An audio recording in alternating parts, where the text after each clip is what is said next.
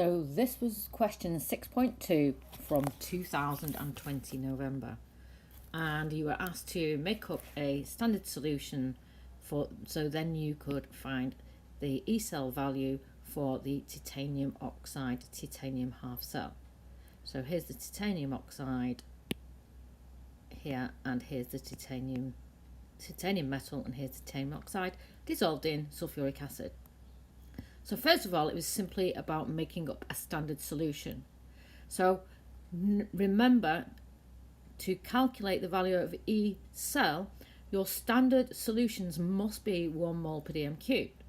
So we need to make up a 1 molar solution of the titanium oxysulfate. And they gave us the MR of the titanium oxysulfate, which is 159.9. We know that the volume we need to make it up in is 50 centimetres cubed, and we know the concentration needs to be 1 mole per dm cubed if it's standard conditions. And therefore, to get the amount or the number of moles, you simply times concentration times volume. You know the MR, and therefore you can calculate the mass that you need to dissolve in the beaker to then transfer to your 50 cm cube flask to make up your 1 molar solution. So once you've calculated the amount to be made up to make up your standard solution of the dissolved titanium 4 oxide, what you then do is you need to get it dissolved, and it will only dissolve in acid.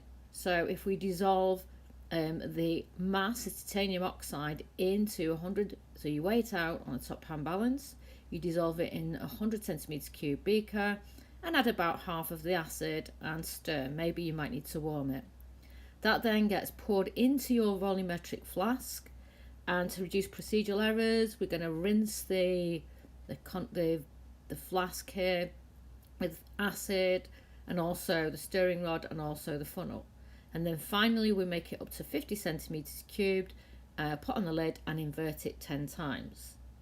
Once you've got your solution of your TiO2 plus in one beaker, you then make a full cell by making a half cell of copper ions. And remember, the copper ions have to be in, again, 1 mole per dm cubed. And also into that beaker we're going to put some copper metal. We then connect the two beakers with a high resistance voltmeter, which you can see here. And again, to complete the circuit, we add our salt bridge of saturated potassium nitrate. So we've now set up our cell, and all we need to do now is read E cell, and that's the potential difference between the two cells.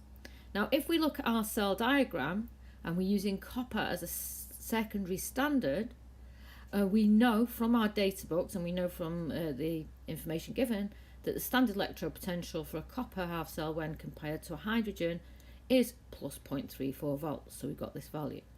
So using this chart, I'm assuming that titanium oxide is going to be the more negative electrode.